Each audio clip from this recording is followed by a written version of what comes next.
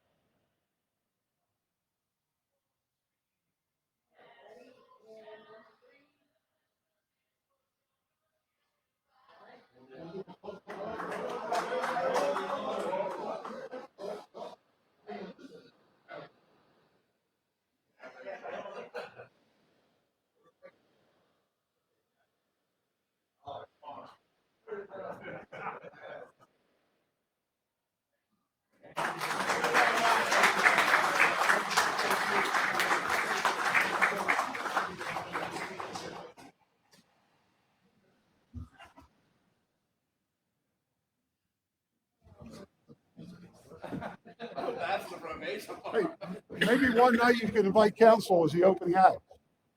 They're gone. Boo. I thought they were going to play a set. Okay, let's. Okay, that brings us down to the clerk's report. There is a notice to operate a private club located at 316 Washington Avenue for Wheeling University. And that concludes the clerk's report. Now move on down to unfinished business. An ordinance of the Council of the City of Wheeling amending and reenacting Article 507 of the Codified Ordinances of the City of Wheeling entitled Dogs and Cats to add 507.14 entitled Feeding of Feral Stray and or Undomesticated Cat/Felines. Is there a motion? I ask for a second time. Is there a motion? Hearing none, I declare the element removed from the agenda. An ordinance authorizing the city manager to expend funds in the amount of $18,384.90 with Grade 8 Solutions LLC of Warren, Ohio for purchase of replacement pumps for Royal Oaks Lift Station to be charged to Water Pollution Control. Move to adopt the ordinance. Is there any discussion? Any questions? If not, please record your votes.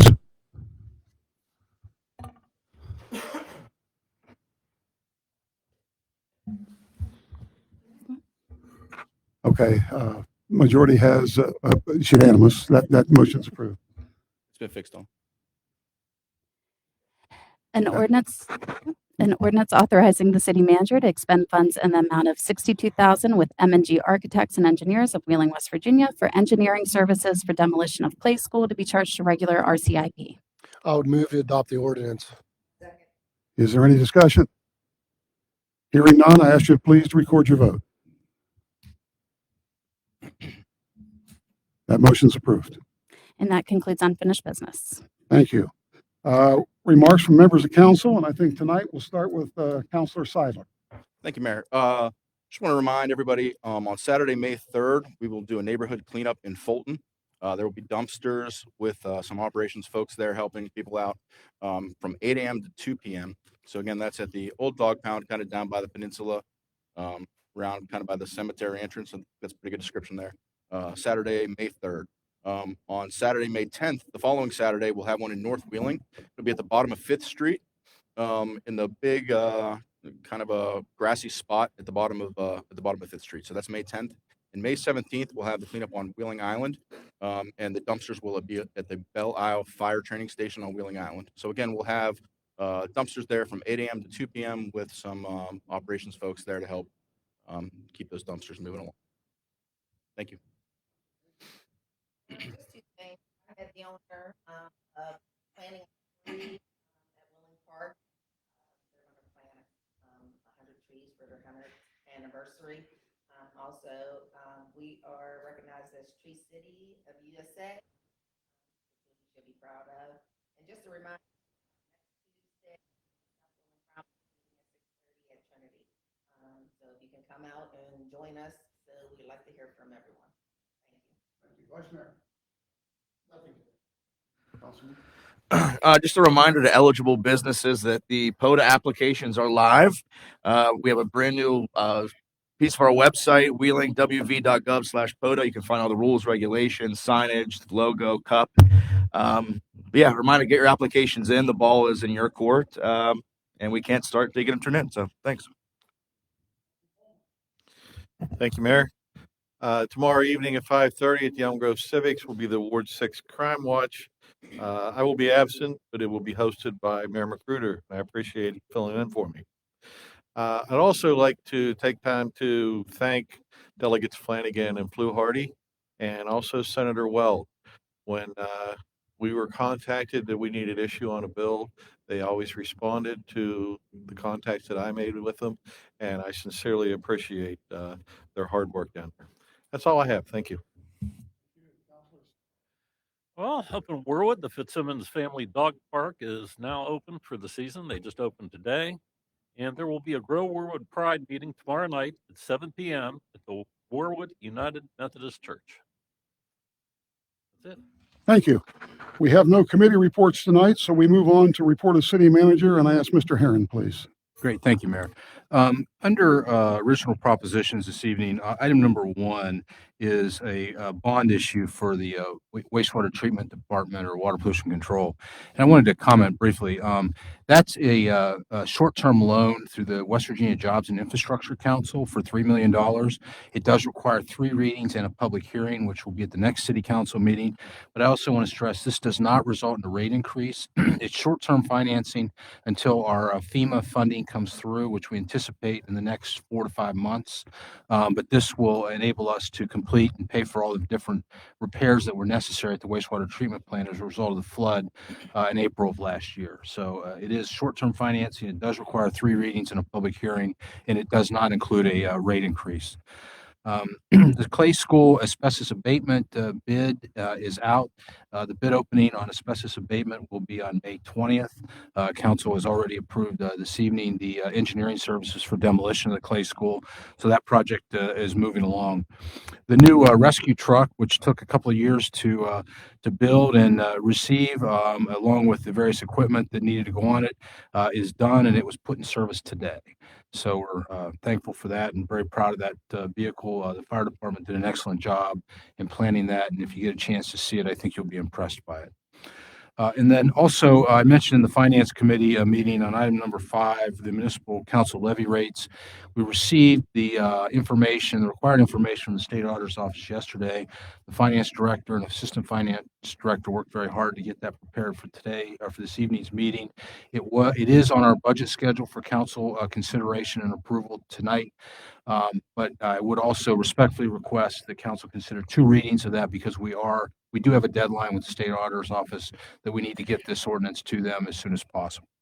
So again, respectfully request 2 readings on item number 5 this evening. That's my report. Thank you, Mr. Herron. Mr. Mayor, I have a question for the city manager. Yes, sir. Recently, there's been a lot of talk about the streetscape, and understanding that that is a state project, but I know that you and some of the other employees do attend meetings with them to get updates. And I'm wondering, there's questions about how deep some of the planters are and what's the reasoning behind that. Mhm. Could you explain that? Yes. Since I've mentioned numerous times with the streetscape project, this is as much a stormwater management project as it is a streetscape project. And you recall that when the health plan, let me back up, on the 1100 block of Main and Market, the city acquired those buildings, which included the old Woolworth building, the Rite Aid building, and demolished those. And then the health plan determined that they wanted to use that site for their new corporate headquarters. They couldn't build there without stormwater management. And as a result, to attract that project, the city had to build a storm sewer from Wheeling Creek to that site. Because they would not have met the stormwater standards for discharge. So the downtown, from a stormwater management perspective, was in a very precarious position. So the city built that storm sewer to that site. And you recall that council then approved additional storm sewer work on Main Street between 9th and 10th Street for the same purpose, for new development, which includes the Doris on Main, which also could not meet the stormwater standard requirements. And then certainly the Gateway Center would not have been able to do that without that storm sewer. And then one of the toughest part of the streetscape project has been the storm sewer that was built from Wheeling Creek up 16th Street and then up Market Street. Recall, it was a very big pipe. It was very deep excavation. Again, that was for stormwater management because the downtown had a combined system. You can't discharge stormwater into a combined system from new development. So those storm sewers were constructed, and then also as part of the stormwater management program, there were calculations that were done based on runoff, future runoff, et cetera, and for rainwater, stormwater retention. And the bioswales were constructed to assist with stormwater management. So they are at a depth that they would retain stormwater and then drain that stormwater into the sewer line, into the newly constructed storm sewer lines at a rate that would not surcharge those lines. So they are deeper than I think what most people expected. But we're part of that process in the bioswale discussion from the planning perspective, and I did confirm with DOH that they are properly designed for their standards. They will, handle the stormwater in accordance with the calculations that were done when the project started. One of the things that will happen is, obviously there are trees that are planted in them. There's plants.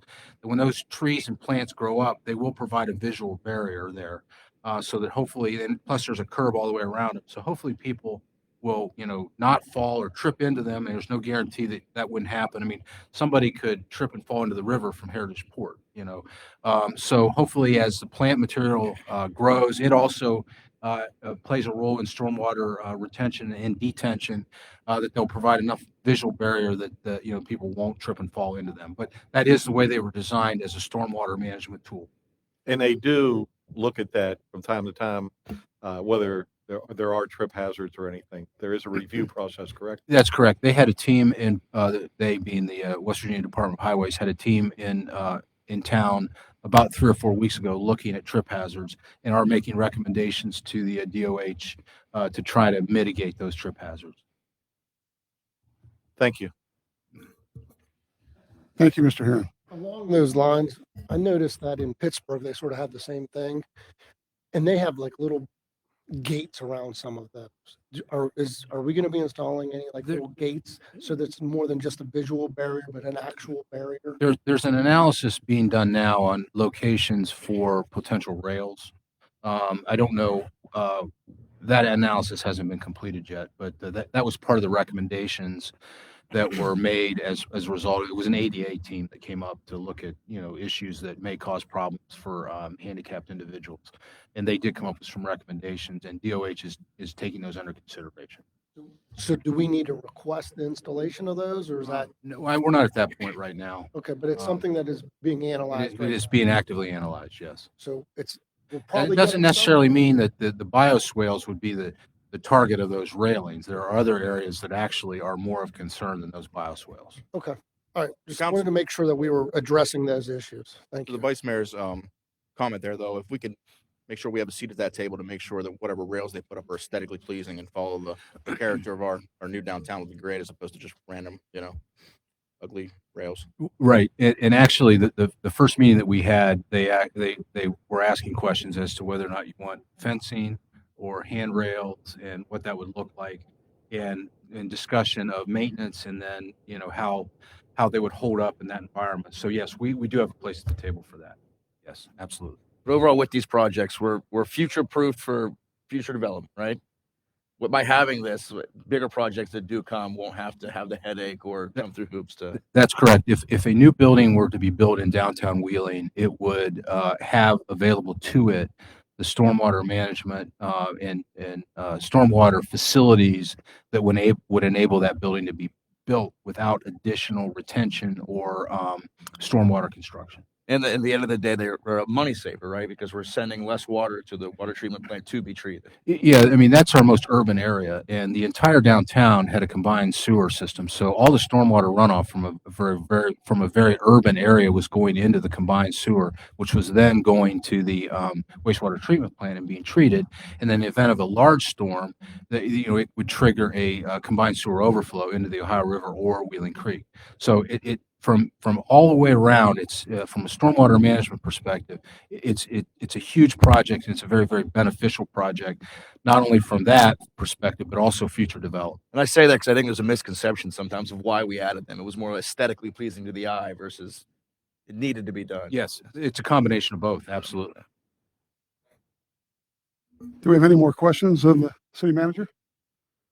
Thank you, Mr. Herron. With that, we'll move to report of other officers. We do have 3 sets of minutes here that will ask to be held over. The Hall of Fame minutes from March 11, 2025. The Arts and Cultural Commission meeting minutes from March 11 of 2025. And the Traffic Commission minutes from March 13 of 2025. Is there a motion? So moved. Second. Any discussion? If not, all those in favor of holding over signify by saying aye. Aye. Those opposed? And they'll be held over. Petitions of redress or grievance. There are none. Petitions of all other kinds. There are none. Original propositions. An ordinance authorizing the acquisition and construction of certain extensions, additions, betterments, and improvements to the sewage portion of the existing combined public waterworks and sewage system of the city of Wheeling and the financing of the cost thereof, not otherwise provided through the issuance by the city of Wheeling of not more than $3 million in original aggregate principal amount of combined waterworks and sewage system revenue bonds, Series 2025A, West Virginia Infrastructure Fund, providing for the rights and remedies of and security for the registered owners of such bonds, authorizing execution and delivery of all documents relating to the issuance of such bonds, approving, ratifying, and confirming a loan agreement relating to such bonds, authorizing the sale and providing for the terms and provisions of such bonds, and adopting other provisions relating thereto. An ordinance of the Council of the City of Wheeling approving and adopting the 2024 replacement pages to the codified ordinances of the City of Wheeling. An ordinance authorizing the city manager to expend funds in the amount of $81,750 with ICR equipment of Bel Air, Ohio for a 2024 Yanmar excavator for Water Pollution Control Department to be charged to WPCD Replacement Vehicle Fund. An ordinance authorizing the city manager to expend funds in the amount of $623,994.92 with Semper Fi Paving of Bridgeport, Ohio for 2025 street resurfacing to be charged to regular RCIP and city service fee.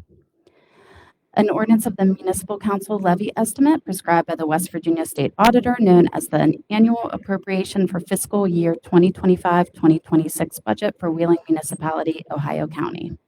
A motion for a second read. Second. Is there any discussion? If not, all those in favor of a second reading, please signify by saying aye. Those opposed? And we'll have the second reading, please. An ordinance of the municipal council levy estimate prescribed by the West Virginia State Auditor known as the annual appropriation for fiscal year 2025-2026 budget for Wheeling Municipality, Ohio County. Move for adoption of the ordinance. Second. Is there any discussion? Hearing none, I'm going to ask you to please record your votes. That motion's approved. A resolution authorizing the waiving of procurement procedures for repairs to the wastewater treatment plant for flood-related damages occurring April 2nd through the 6th of 2024 and April 11th to the 12th, 2024, and to be charged to Water Pollution Control Division. Move for adoption of the resolution. Is there any discussion? If not, I'm going to ask you to please record your votes. That resolution is approved. And that concludes original propositions. Thank you. That brings us down to those wishing to be heard. We do have one gentleman tonight, Lou Smith. Lou, if you could please step to the podium, state your name and address, and you'll have 3 minutes to address the council.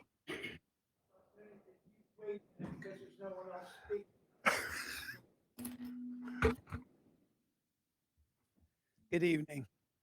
First of all, thank you for letting me participate in our democracy. This is a simple thank you.